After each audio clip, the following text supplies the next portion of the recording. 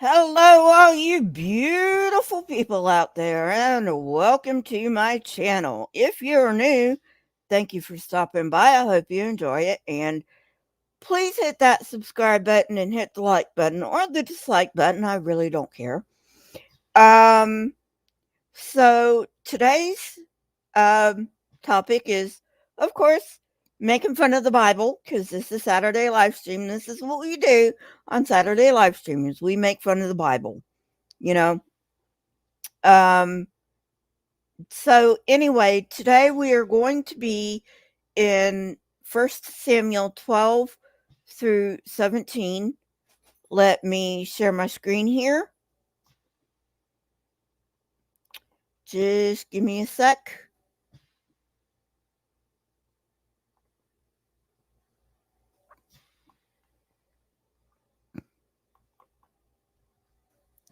And of course, I am using the NIV. And let me change to my avatar. So you don't get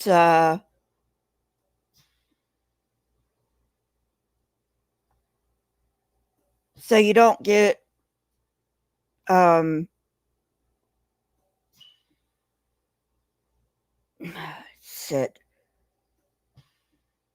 So you don't get distracted by what the fuck I'm doing over here, because we have such a wonderfully filled stupidity.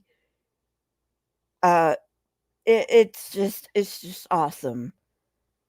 I mean, you open anywhere in the Bible and you are guaranteed to find stupid. So let's go. 1 Samuel 12, verse 1. Samuel said to all Israel, I have listened to everything you said to me and have set a king over you. Now you have a king as your leader. As for me, I am old and gray, and my sons are here with you. I have been your leader from my youth until this day. Here I stand. Testify against me in the presence of the Lord and his anointed. Whose ox have I taken? Whose donkey have I taken? Whom have I cheated? Whom have I oppressed? From whose hand have I accepted a bribe to make me shut my eyes? If I have done any of these things, I will make it right. Sounds to me like Samuel is really, really insecure in his old age and needs some praise. So, Samuel, here's a pat on the back for you, bro. All right, moving on. Verse 4. You have not cheated us.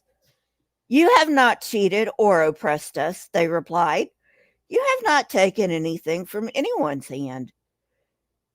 Except sacrifices, maybe. I don't know. Verse 5. Samuel said to them, the Lord is witness against you, and also his anointed is witness this day, that you have not found anything in my hand. He is witness, they said. Then Samuel said to the people, it is the Lord who appointed Moses and Aaron and brought your ancestors up out of Egypt. Now then, stand here, because I am going to confront you with evidence before the Lord as to all the righteous acts performed by the Lord for you and your ancestors. Got a question. Why the fuck does God want to remind the Jews every time that he brought them up out of the land of Egypt? It just doesn't make sense. It's kind of like, I'm going to fuck you over, but remember what I did for you bringing you up out of Egypt, which I totally did not do because you weren't even around then. But anyway, after Jacob, verse 8, after Jacob entered Egypt, they cried to the Lord for help, and the Lord sent Moses and Aaron, who brought your ancestors out of Egypt and settled them in this place. But they forgot the Lord their God, so he sold them into the hand of Sisera, the commander of the army of Hazor, and into the hands of the Philistines and the king of Moab, who fought against them. They cried out to the Lord and said, We have sinned. We have forsaken the Lord and served the Baals and the Ashtoreths. But now deliver us from the hands of our enemies, and we will serve you. Then the Lord sent Jerubbaal. By the way, that is a Baal name. Why is God sending somebody with a Baal name to rescue a people who are supposed to worship Yahweh? Doesn't make any sense. Barak, Jephthah, can't forget Jephthah and his, murderous ways. Can't forget him. And it's Samuel, and he delivered you from the hands of your enemies all around you, so that you lived in safety. Yeah, they lived in safety, all right. Verse 12. But when you saw that Nahash, king of the Ammonites, was moving against you, you said to me, No, we want a king to rule over us, even though the Lord your God was your king. Is that really true? I mean, is can you really say someone is a king over you if he's like invisible and you don't know he's there? Just a thought. Verse 13. Now here is the king you have chosen. No, they did not choose that king. God chose that king. God is a fucking moron. He has Alzheimer's. Or he's a fucking moron because he just forgets. All right. See, the Lord has set a king over you. If you fear the Lord and serve and obey him, and do not rebel against his commands, and if both you and the king who reigns over you follow the Lord your God, good. But if you do not obey the Lord, and if you rebel against his commands, his hand will be against you, as it was against your ancestors. Again, blame the victim. That's all this is. Blame the victim. Verse 16. Now then, stand still and see this great thing the Lord is about to do before your eyes. Is it not wheat harvest now? I will call on the Lord to send thunder and rain, and you will realize what an evil thing you did in the eyes of the Lord when you asked for a king. Why was it so evil to ask for a king? I don't get it. This all made sense to me when I was a Christian. When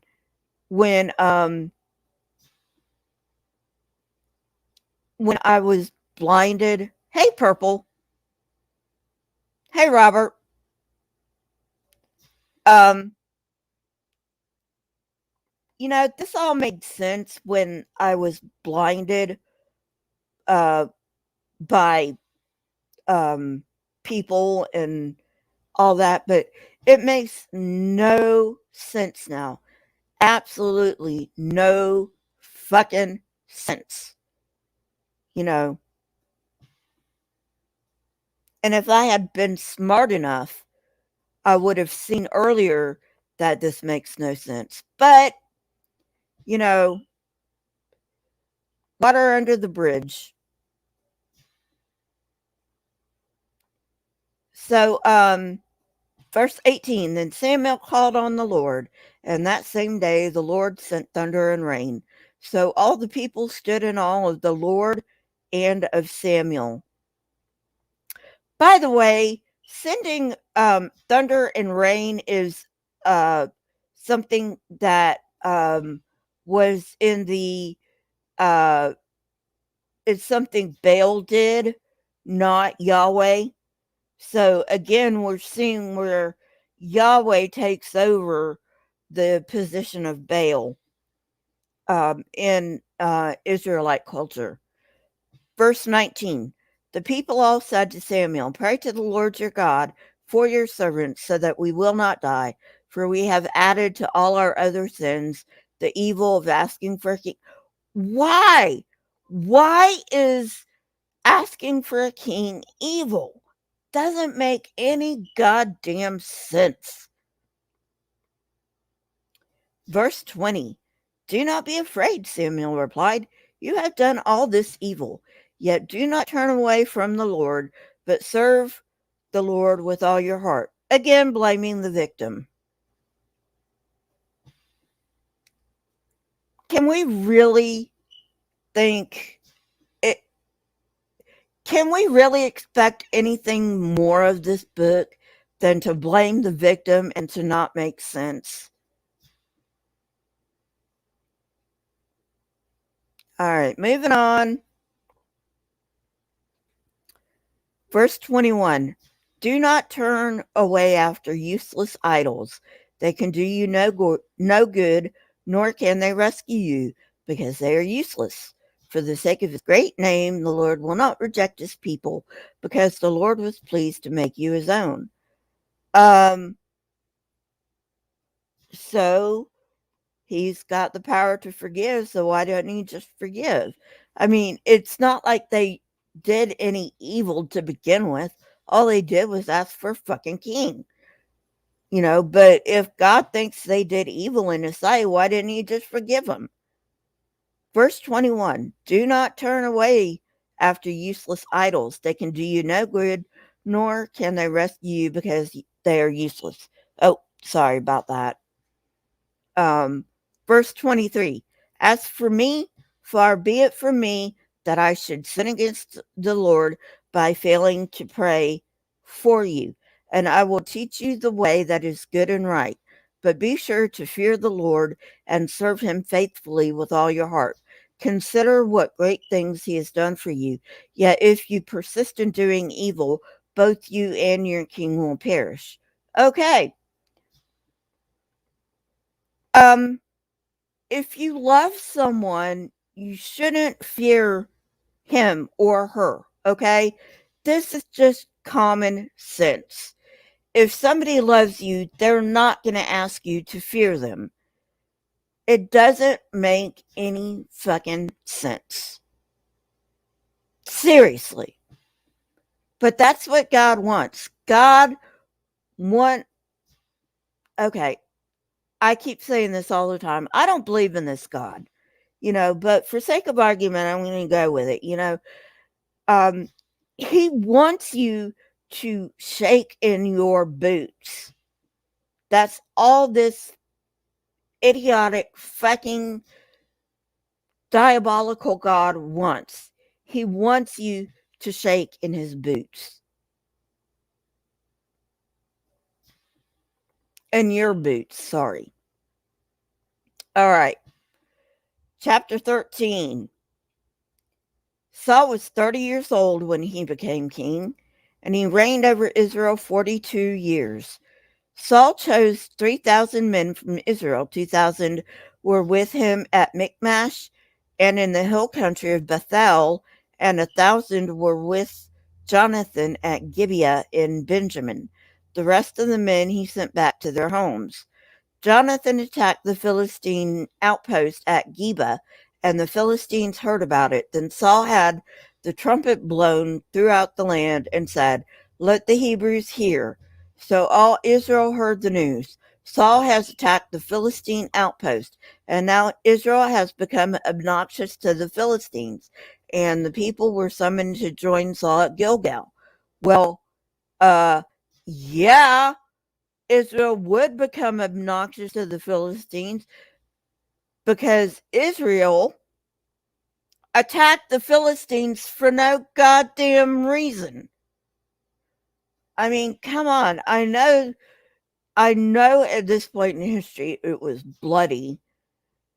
I know that in this time in history people just fought out their problems, but come on, for God's sake.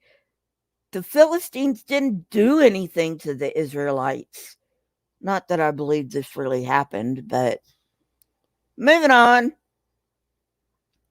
The Philistines assembled to fight Israel with 3,000 chariots, 6,000 charioteers, and soldiers as numerous as the sand on the seashore. They went up and camped at Michmash, east of Beth Aven.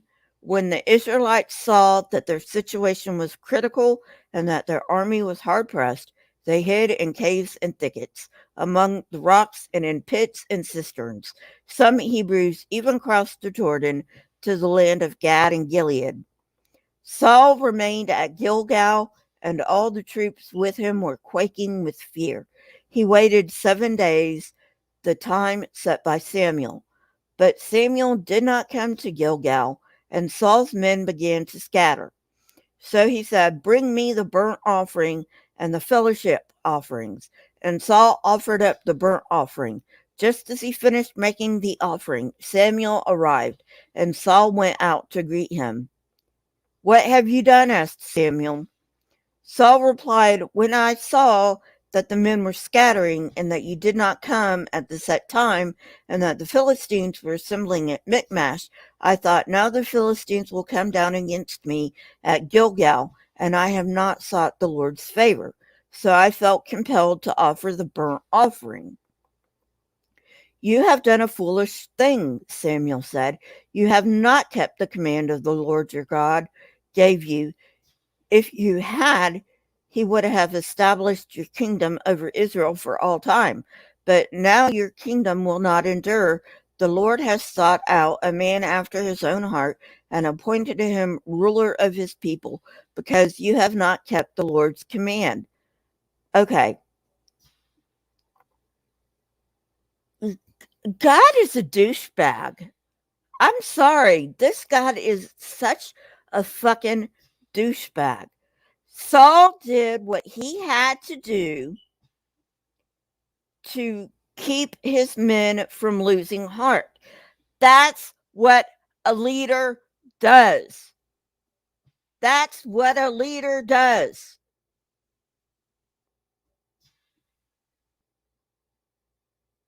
What the fuck is this? This book is just a horrific mess of nonsense.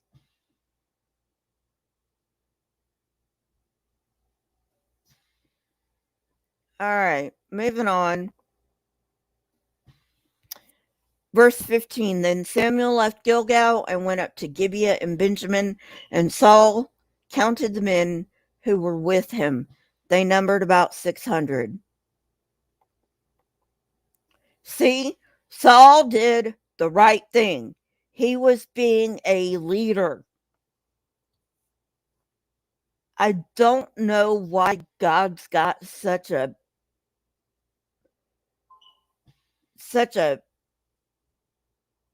uh, he's just such a pansy. This God is just such a pansy. Verse 16, Saul and his son Jonathon and the men with him were staying at Gibeah and Benjamin, while the Philistine camped at Michmash.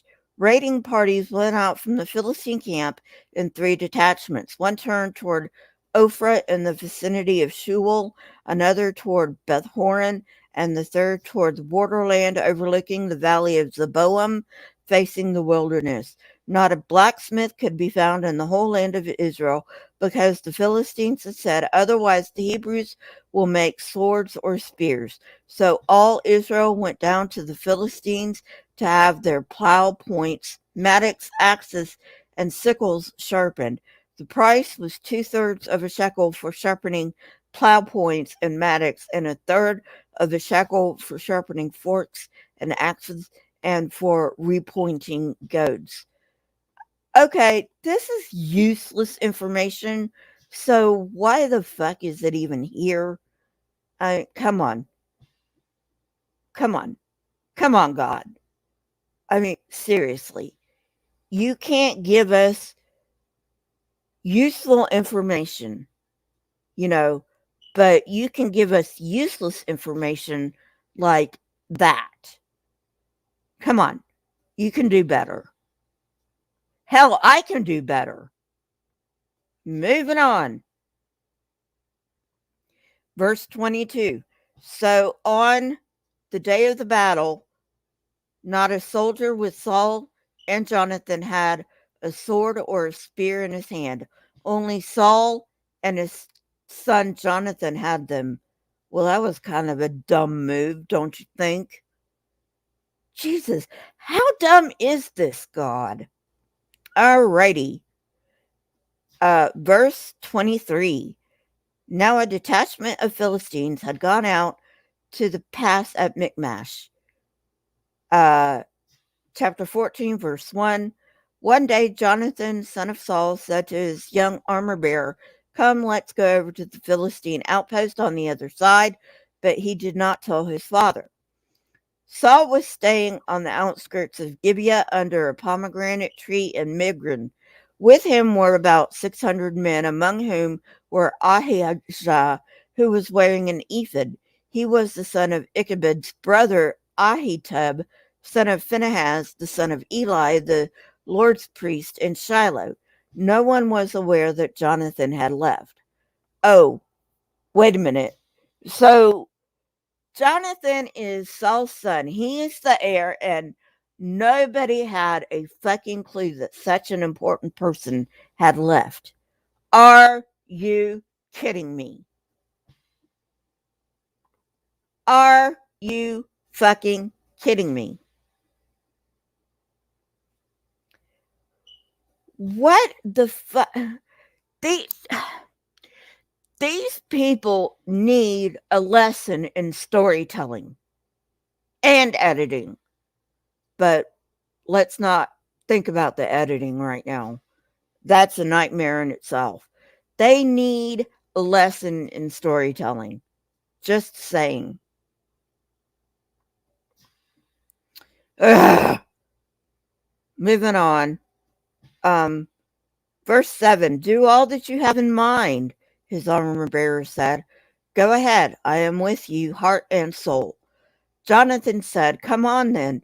We will cross over toward them and let them see us. If they say to us, Wait there until we come to you, we will stay where we are and not go up to them. But if they say, Come up to us, we will climb up, because that will be our sign that the Lord has given them into our hands. So both of them showed themselves to the Philistine outpost. Look, said the Philistines, the Hebrews are crawling out of the holes they were hiding in. The men of the outpost shouted to Jonathan and his armor bearer, Come up to us and we'll teach you a lesson. So Jonathan said to his armor bearer, Climb up after me. The Lord has given them into the hand of Israel.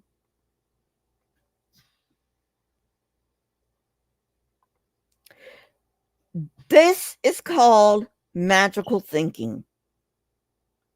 And this is what the entire Bible, Old Testament and New Testament, the Tanakh and the New Testament, that's what it's based on. It's based on magic and magical thinking.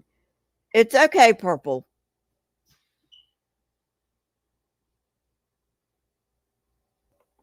You don't have to apologize. Verse 13.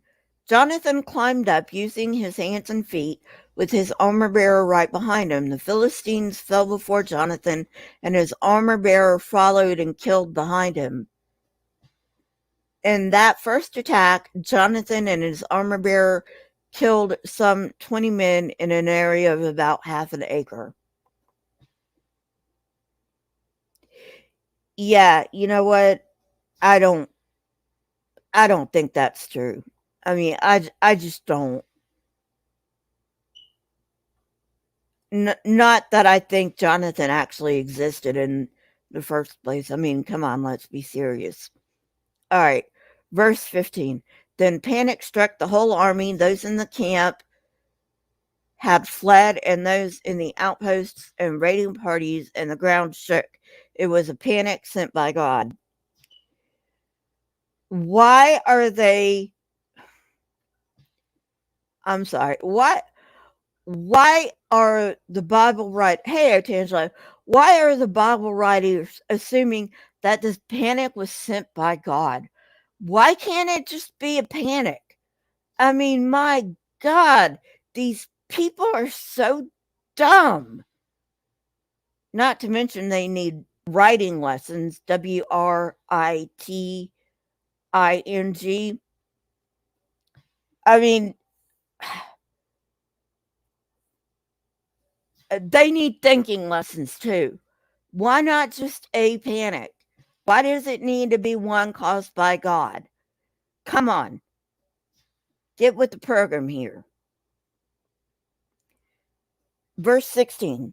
Saul's lookouts at Gibeah and Benjamin saw the army melting away in all directions. Then Saul said to the men who were with him, "Muster the forces and see who has left us." When they did, it was Jonathon and his armor-bearer who were not there. Saul said to Ahijah, "Bring the ark of God." At that time it was with the Israelites. While Saul was talking to the priest, the tumult in the Philistine camp increased more and more. So Saul said to the priest, "Withdraw your hand." Then Saul and his men assembled and went to the battle. They found the Philistines in total confusion, striking each other with their swords. Those Hebrews who had previously been with the Philistines and had gone up with them to the camp went over to the Israelites who were with Saul and Jonathan. When all the Israelites who had hidden in the hill country of Ephraim heard that the Philistines were on the run, they joined the battle in hot pursuit. So on that day the Lord saved Israel, and the battle moved on beyond Beth Aven. Verse 24. Now the Israelites were in distress that day because Saul had bound the people under an oath, saying, "Cursed be anyone who eats food before the evening comes, before I have avenged myself on my enemies." So none of the troops tasted food. The entire army entered the woods, and there was honey on the ground. When they went into the woods, they saw the honey oozing out, yet no one put his hand to his mouth because they feared the oath. But Jonathan had not heard that his father had bound the people with the oath. So he reached out the end of his staff that was in his hand and dipped it in the honeycomb. He raised his hand to his mouth and his eyes brightened. Then one of the soldiers told him, "Your father bound the army under a strict oath, saying, 'Cursed be anyone who eats food this day.' That is why the men are faint." Okay. Why? Why, Saul? Why? Why did you make them make such an idiotic promise to you? Uh, really, these men are fighting. They need food. Honestly, these people need better writing skills and a better imagination. All right. Verse 29. Jonathan said, "My father has made trouble for the country. See how my eyes brightened when I tasted a little of this honey? How much better it would have been if the men had eaten today some of the plunder they took from their enemies. Would not the slaughter of the Philistines have been even greater?" Thank you, Jonathan, for pointing out the obvious. Not that I approve of you killing Philistines for no goddamn reason, but, this isn't true anyway, so let's move on. Verse 31. That day, after the Israelites had struck down the Philistines from Michmash to Ajalon, they were exhausted. Well, of course they were, because they hadn't eaten anything that day. Verse 32. They pounced on the plunder, and taking sheep, cattle, and calves, they butchered them on the ground and ate them together with the blood. Then someone said to Saul, "Look, the men are sinning against the Lord by eating meat that has blood in it." Well, you know what? Maybe, just maybe, God needs to forgive those goddamn people because they don't have the time to slaughter their meat properly. I I mean, God is so OCD. It's pathetic.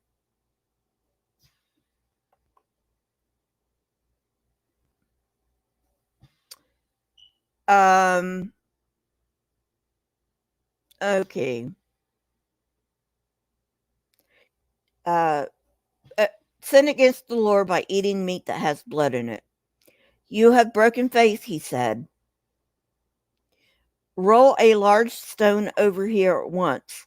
Then he said, Go out among the men and tell them, each of you, bring me your cattle and sheep and slaughter them here and eat them. Do not sin against the Lord by eating meat with blood still in it. So everyone brought his ox that night and slaughtered it there. Then Saul built an altar to the Lord. It was the first time he had done this. Saul said, Let us go down and pursue the Philistines by night and plunder them till dawn, and let us not leave one of them alive. Do whatever seems best to you, they replied. But the priest said, Let us inquire of God here. So Saul asked God, Shall I go down and pursue the Philistines? Will you give them into Israel's hand? But God did not answer him that day. Okay, so it seems clear that God is being a bitch, having a 2-year-old temper tantrum, and like, no, you tried to be a leader, and because you were trying to be a leader, I'm not going to answer you. What kind of a bitch is God to be doing something like this?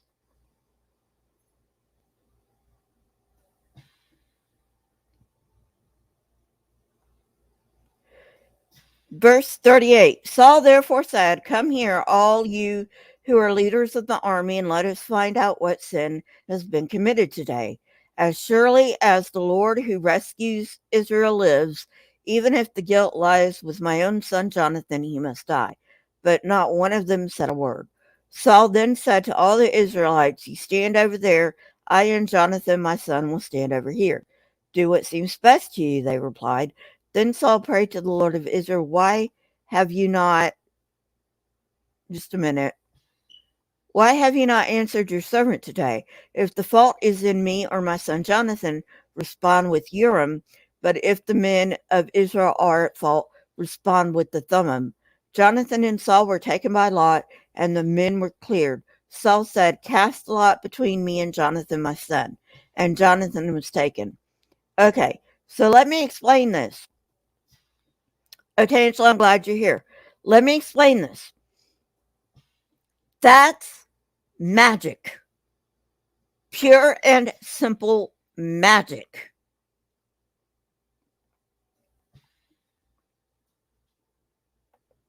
That's all it is. Magic. All right, verse 43. Then Saul said to Jonathan, Tell me what you have done. So Jonathan told him, I tasted a little honey with the end of my staff, and now I must die? Yeah, I know. Totally overreaction. Seriously. What the fuck does this God think he's doing? This God is a little bitch. And I'll keep saying it. This God is a little bitch.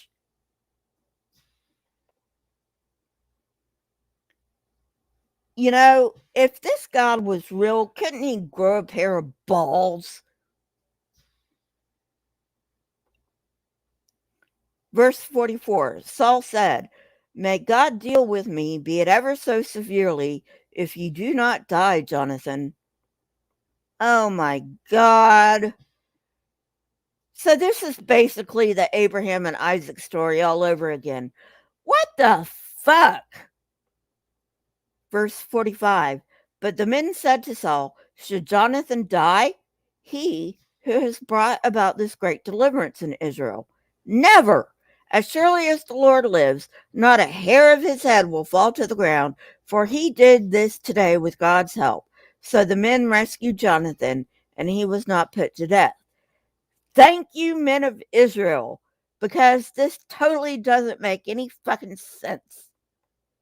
Verse 46 Then Saul stopped pursuing the Philistines, and they withdrew to their own land. Verse 47. After Saul had assumed rule over Israel, he fought against their enemies on every side: Moab, the Ammonites, Edom, the kings of Zobah, and the Philistines. Wherever he turned, he inflicted punishment on them. He fought valiantly and defeated the Amalekites, delivering Israel from the hands of those who had plundered them. This is how you know the Bible is not true. None of those people groups, including the Israelites, existed at this time. That's how you know the Bible's not true. Moving on, verse 49. Saul's sons were Jonathon, Ishvi, and Malchishua. The name of his older daughter was Merab, and that of the younger was Michal. His wife's name was Ahinoam, daughter of Ahimaaz. The name of the commander of Saul's army was Abner, son of Ner, and Ner was Saul's uncle. Saul's father was Kish, and Abner's father, Ner, were sons of Abiel. Useless information. Verse 52.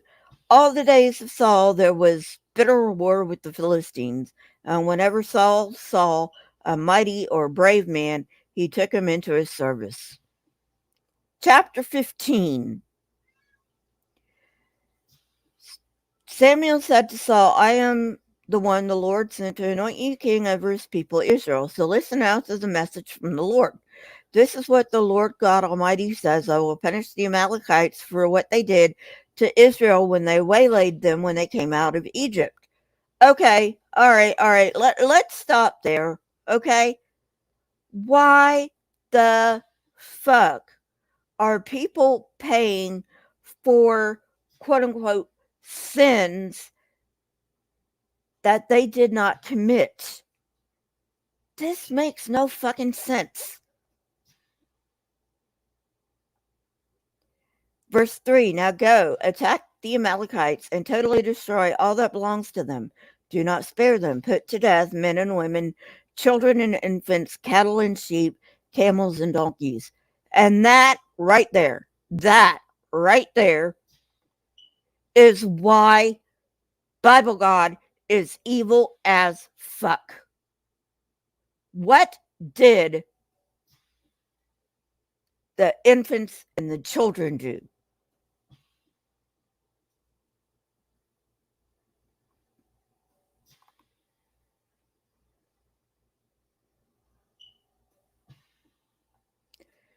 Verse 4. So Saul summoned the men and mustered them at Telam, 200,000 foot soldiers and 10,000 from Judah. Saul went to the city of Amalek and set an ambush in the ravine. He said to the Kenites, go away, leave the Amalekites, so that I do not destroy you along with them. For you showed kindness to all the Israelites when they came up out of Egypt. So the Kenites moved away from the Amalekites. Okay. Now, I want to point out something here.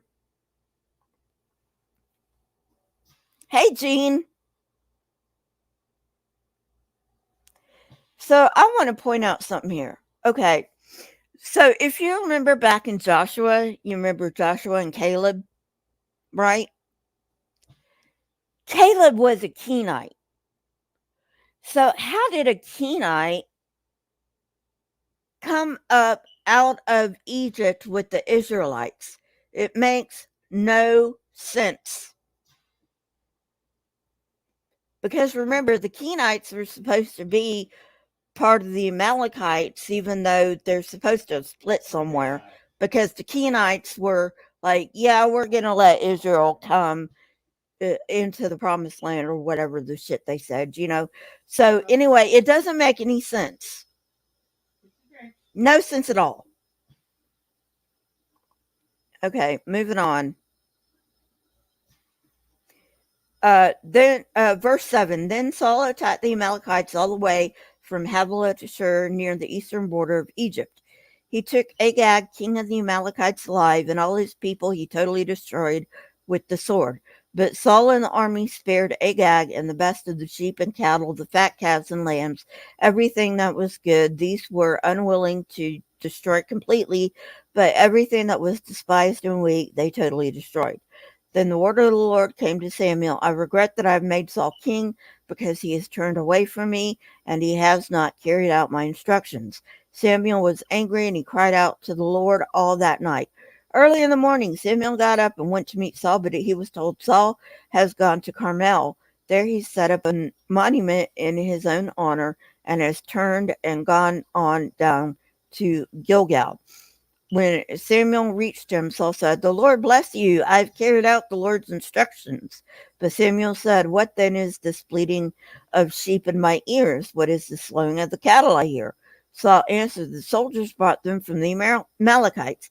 They spared the best of the sheep and cattle to sacrifice to the Lord your God, but we totally destroyed the rest.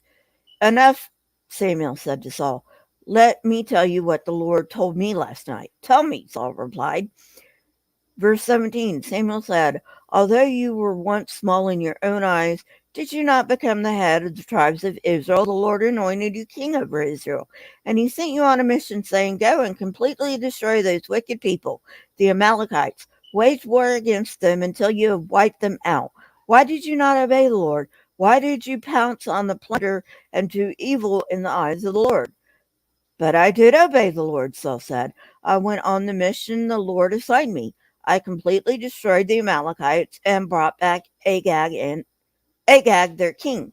The soldiers took the sheep and cattle from the plunder, the best of what was devoted to God, in order to sacrifice them to the Lord your God at Gilgal.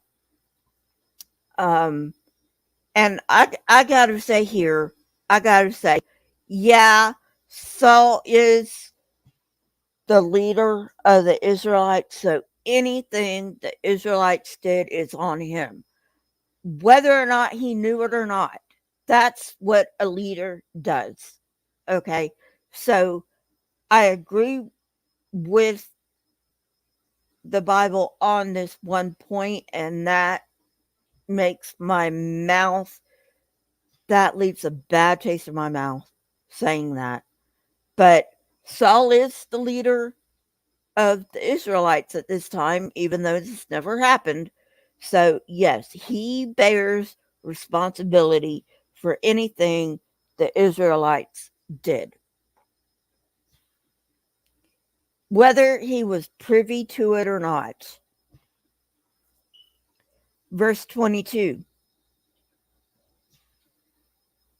But Samuel replied, and this is the crux of the matter. This is the crux of the matter, people. Does the Lord delight in burnt offerings and sacrifices as much as in obeying the Lord? To obey is better than sacrifice, and to heed is better than the fat of rams. For rebellion is like the sin of divination, and arrogance like the evil of idolatry. Because you have rejected the word of the Lord, he has rejected you as king.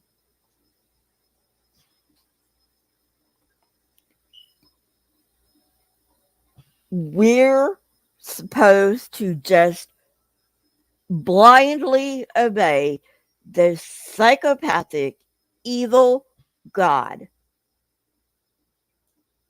We're just supposed to obey this psychopathic, evil God. Even when it's against our conscience. No. No. I would have said, fuck you, God. No. No. I've got a conscience, thank you very much. Verse 24. Then Saul said to Samuel, I have sinned. I violated the Lord's command and your instructions. I was afraid of the men, and so I gave in to them. Now I beg you, forgive my sin and come back with me so that I may worship the Lord. But Samuel said to him, I will not go back with you. You have rejected the word of the Lord, and the Lord has rejected you as king over Israel. All right. Again, we see God being a bitch, licking his wounds just because, Saul didn't obey him to the letter. Come on. Saul's like, what, 30 to 40 at this time? Somewhere around in there? He's a grown-ass man.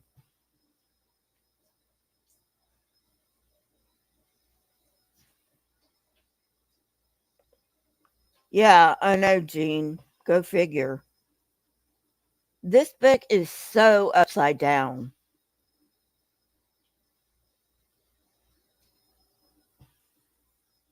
Verse 27. As Samuel turned to leave, Saul caught hold of the hem of his robe, and it tore. Samuel said to him, "The Lord has torn the kingdom of Israel from you today, and has given it to one of your neighbors, to one better than you. He who is the glory of Israel does not lie or change his mind, for he is not a human being that he should change his mind."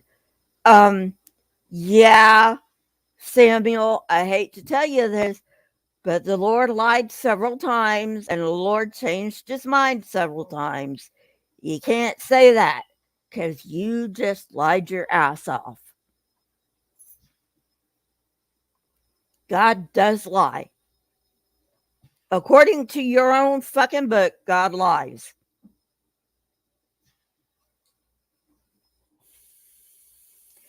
Verse 30. Saul replied, "I have sinned, but please honor me before the elders of my people and before Israel. Come back with me so that I may worship the Lord your God." So Samuel went back with Saul, and Saul worshiped the Lord. Then Samuel said, "Bring me Agag, king of the Amalekites." Agag came to him in chains, and he thought, "Surely the bitterness of death is past." Okay, this is really disgusting. This verse is a really disgusting verse. But Samuel said, "This is supposed to be a man of God." But Samuel said, "As your sword has made women childless, so will your mother be childless among women." And Samuel put Agag to death before the Lord at Gilgal. And this is supposed to be a man of God. Just think about that for a minute. Let that sink in. This is supposed to be a man of God.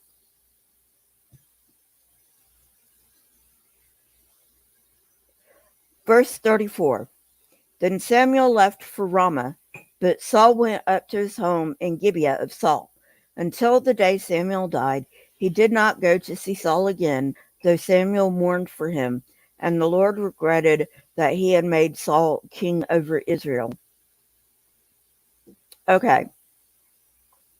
So let me just point out, why would God regret that he made Saul king over Israel? I mean, if he knows everything beginning to end, he would have known that Saul would have, quote unquote, sinned. I still don't think it was a fucking sin. God's just being a little bitch like he always is, you know. Uh, whatever. Um, it doesn't make any sense, does it? Chapter 16. The Lord said to Samuel, "How long will you mourn for Saul, since I have rejected him as king over Israel? Fill your horn with oil and be on your way. I am sending you to Jesse of Bethlehem. I have chosen one of his sons to be king." See, this is another thing about the little bitchy God. It's like, okay, Samuel has been at Saul's side for however fucking long Saul's been king, right? So he's been by his side for that long, right? And so he probably became friends with Saul. So why the fuck wouldn't he mourn for Saul? This is a psychopathic, genocidal, evil motherfucking God who does not deserve anybody's worship.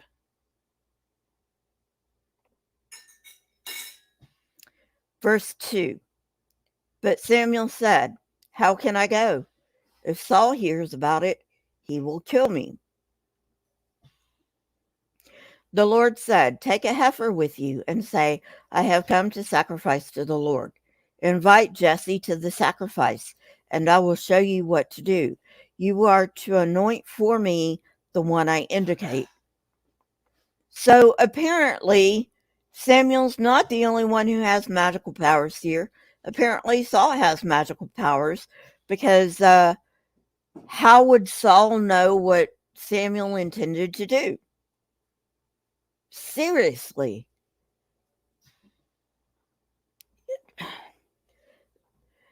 You need a better storyline, people. Verse 4. Samuel did what the Lord said. When he arrived at Bethlehem, the elders of the town trembled when they met him. They asked, "Do you come in peace?" Samuel said, "Yes, in peace. I have come to sacrifice to the Lord. Consecrate yourselves and come to the sacrifice with me." Then he consecrated Jesse and his sons and invited them to the sacrifice. When they arrived, Samuel said to saw Eliab and thought, "Surely the Lord's anointed stands here before the Lord." But the Lord said to Samuel, "Do not consider his appearance or his height, for I have rejected him."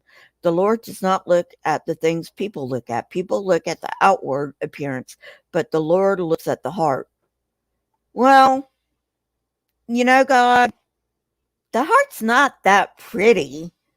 I mean, it's just a muscle with arteries and veins and ventricles and atria. I mean, the heart's not really all that pretty. So I don't know what the fuck you think you're doing when you say you're looking at the heart. And I mean, come on. Just about everybody's heart is the same. All right, verse 8. Then Jesse called Abinadab and had him pass in front of Samuel. But Samuel said, "The Lord has not chosen this one either." Jesse then had Shammah pass by, but Samuel said, "Nor has the Lord chosen this one." Jesse had 7 of his sons pass before Samuel, but Samuel said to him, "The Lord has not chosen these." So he asked Jesse, "Are these all the sons you had chosen?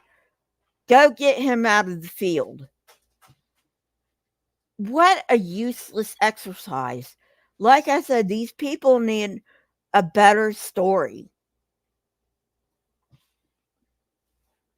All right. Verse 12. So he sent for him and had him brought in. He was glowing with health and had a fine appearance and handsome features. Well, I would assume so, considering he's the shepherd of the family. Then the Lord said, "Rise and anoint him. This is the one." Well, like, no shit, God. Verse 13. So Samuel took the horn of oil and anointed him in the presence of his brothers, and from that day on the Spirit of the Lord came powerfully upon David. Samuel then went to Ramah. There's a sex joke in there somewhere.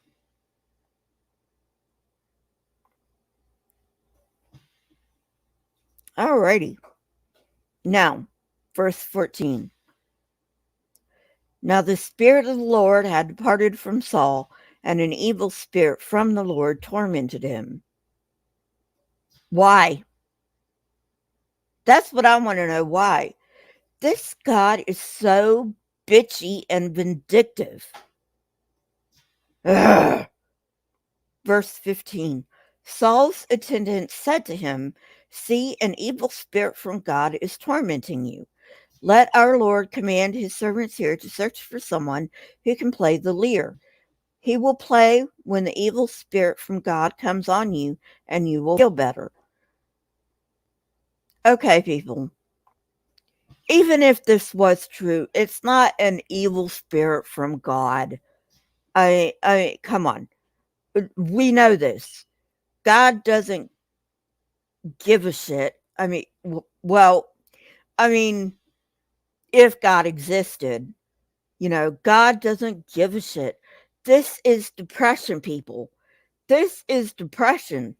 And I understand there wasn't a whole lot they could do about depression in those days. You know, it even sounds like later on in the story that Saul becomes somewhat psychotic. That's what it sounds like to me. Verse 17. So Saul said to his attendants, "Find someone who plays well and bring him to me." One of the servants answered, "I have seen a son of Jesse of Bethlehem, who knows how to play the lyre. He is a brave man and a warrior. He speaks well and is a fine-looking man, and the Lord is with him." Then Saul sent messengers to Jesse and said, "Send me your son David, who is with the sheep." So Jesse took a donkey loaded with bread, a skin of wine, and a young goat, and sent them with his son David to Saul. David came to Saul and entered his service. Saul liked him very much, and David became one of his armor bearers. Then Saul sent word to Jesse, saying, "Allow David to remain in my service, for I am pleased with him." Whenever the spirit from God came on Saul, David would take up his lyre and play. Then relief would come to Saul. He would feel better, and the evil spirit would leave him. Now, interestingly enough, this is true. Music can have a soothing effect on depression and psychosis. But they didn't know that back then. They were just making shit up. Just like this whole book is made up. Whatever historical facts are in this book can be found elsewhere. Okay, chapter 17. This is one of the most famous chapters in the entire Bible. Verse 1. Now the Philistines gathered their forces for war and assembled at Soko in Judah. They pitched camp at Ephes Dammim between Soka and Azekah. Saul and the Israelites assembled and camped in the valley of Elah and drew up their battle line to meet the Philistines. The Philistines occupied one hill and the Israelites another, with the valley between them.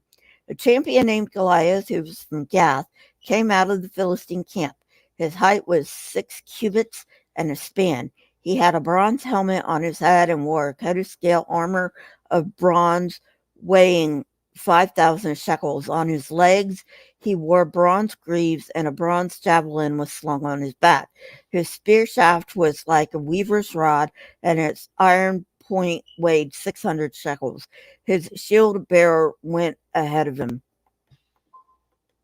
That's just so fucking boring. All right. Verse 8. Goliath stood and shouted to the ranks of Israel, "Why do you come out and line up for battle? Am I not a Philistine, and are you not the servants of Saul? Choose a man and have him come down to me. If he is able to fight and kill me, we will become your subjects. But if I overcome him and kill him, you will become our subjects and serve us." Then the Philistines said, "This day I defy the armies of Israel. Give me a man and let us fight each other." On hearing the Philistines' words, Saul and all the Israelites were dismayed and terrified. Now David was the son of an Ephrathite named Jesse, who was from Bethlehem in Judah. See, this is why I keep saying they can't keep their fucking story straight. We've already been introduced to David. Why are they reintroducing us to David? Jesse had 8 sons, and in Saul's time he was very old. Verse 13. Jesse's 3 oldest sons had followed Saul to the war. The firstborn was Eliab, the second Abinadab, and the third Shammah. David was the youngest. The 3 oldest followed Saul, but David went back and forth from Saul to tend his father's sheep at Bethlehem. For 40 days the Philistine came forward every morning and evening and took his stand. Now Jesse said to his son David, "Take this ephah of roasted grain and these 10 loaves of bread for your brothers and hurry to their camp.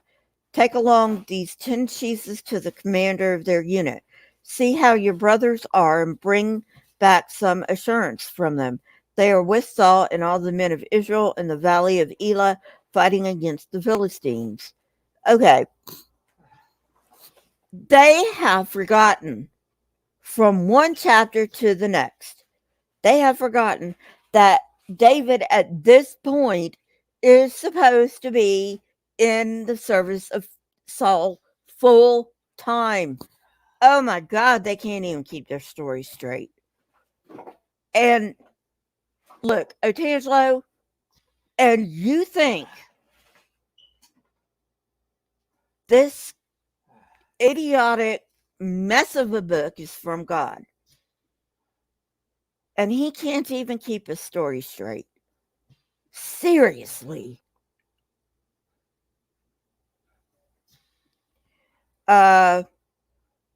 Verse 20. Early in the morning, David left the flock in the care of a shepherd, loaded up, and set out as Jesse had directed. He reached the camp as the army was going out to its battle positions, shouting the war cry. Israel and the Philistines were drawing up their lines facing each other. David left his things with the keeper of supplies, ran to the battle lines, and asked his brothers how they were. As he was talking with them, Goliath the Philistine champion from Gath stepped from his lines and shouted his usual defiance, and David heard it. Whenever the Israelites saw the man, they all fled from him in great fear. Now the Israelites had been saying, "Do you see how this man keeps coming out? He comes out to defy Israel. The king will give great wealth to the man who kills him. He will also give him his daughter in marriage and will exempt his family from taxes in Israel." Verse 26, David asked the men standing near him, "What will be done for the man who kills this Philistine and removes this disgrace from Israel? Who is this uncircumcised Philistine that he should defy the armies of the living God?" They repeated to him what they had been saying and told him, "This is what will be done for the man who kills him." When Eliab, David's oldest brother, heard him speaking with the men, he burned with anger at him and asked, "Why have you come down here? And with whom did you leave the few sheep in the wilderness? I know how conceited you are and how wicked your heart is. You came down only to watch the battle." Well, I mean, we are talking about brothers. He might have a point, although there is such a thing as sibling rivalry. Verse 29, "Now what have I done?" said David. "Can't I even speak?" He then turned away to someone else and brought up the same matter, and the men answered him as before. What David said was heard and reported to Saul, and Saul sent for him. David said to Saul, "Let no one lose heart on account of this Philistine. Your servant will go and fight him." Saul replied, "You are not able to go out against this Philistine and fight him. You are only a young man, and he has been a warrior from his youth." But David said to Saul, "Your servant has been keeping his father's sheep. When a lion or a bear came and carried off a sheep from the flock, I went after it, struck it, and rescued the sheep from its mouth. When it turned on me, I seized it by its hair, struck it, and killed it. Your servant has killed both the lion and the bear. This uncircumcised Philistine will be like one of them because he has defied the armies of the living God. The Lord who rescued me from the paw of the lion and the paw of the bear will rescue me from the hand of the Philistine." Saul said to David, "Go, and the Lord be with you." Then Saul dressed David in his own tunic. He put a coat of armor on him and a bronze helmet on his head. David fastened on his sword over the tunic and tried walking around because he was not used to them. "I cannot go in these," he said to Saul, "because I am not used to them." So he took them off. Then he took his staff in his hand, chose 5 smooth stones from the stream, put them in the pouch of his shepherd's bag, and with the sling in his hand approached the Philistine. Meanwhile, the Philistine with his shield bearer in front of him kept coming closer to David. He looked David over and saw that he was little more than a boy, glowing with health and handsome, and he despised him. He said to David, "Am I a dog that you come at me with sticks?" And the Philistine cursed David by his gods. "Come here, and I will give your flesh to the birds and the wild animals." David said to the Philistine, "You come against me with sword and spear and javelin. But I come against you in the name of the Lord Almighty, the God of the armies of Israel, who you have defied. This day the Lord will deliver you into my hands, and I'll strike you down and cut off your head. This very day I will give the carcasses of the Philistine army to the birds and the wild animals, and the whole world will know that there is a God in Israel. All those gathered here will know that it is not by sword nor spear that the Lord saves, for the battle is the Lord's. He will give all of you into our hands. As the Philistine moved closer to attack him, David ran quickly towards the battle line to meet him. Reaching into his bag and taking out a stone, he slung it and struck the Philistine on the forehead. Then the stone sank in the forehead, and he fell face down to the ground. So David triumphed over the Philistine with a sling and a sword. Without a sword in his hand, he struck down the Philistine and killed him. David ran and stood over him. He took hold of the Philistine's sword and drew it from the sheath. After he killed him, he cut off his head with the sword. When the Philistines saw that their hero was dead, they turned and ran. Then the men of Israel and Judah surged forward with a shout and pursued the Philistines to the entrance of Gath and to the gates of Ekron. Their dead were strewn along the Sharim road to Gath and Ekron. When the Israelites returned from chasing the Philistines, they plundered their camp. David took the Philistine's head and brought it to Jerusalem, where he put the Philistines' weapons in his own tent. As Saul watched David going out to meet the Philistine, he said to Abner, commander of the army, Abner, whose son is that young man? Again, Saul already knows. God, I wish they would keep their story straight. Abner replied, as surely as you live, your majesty, I don't know. The king said, find out whose son this young man is. As soon as David returned from killing the Philistine, Abner took him and brought him before Saul, with David still holding the Philistine's head. Whose son are you, young man? Saul asked him. David said, I am the son of your servant, Jesse of Bethlehem. So, yeah. Do you really want to serve a God who can't even remember what he supposedly did from one chapter to the next? I mean, seriously. Seriously. If this God exists, which I don't believe he does, okay? But if this God exists, not only is he evil as fuck, but he is inept. Is this the kind of God you want to serve? An evil, inept God who's suffering from Alzheimer's of all things. Seriously.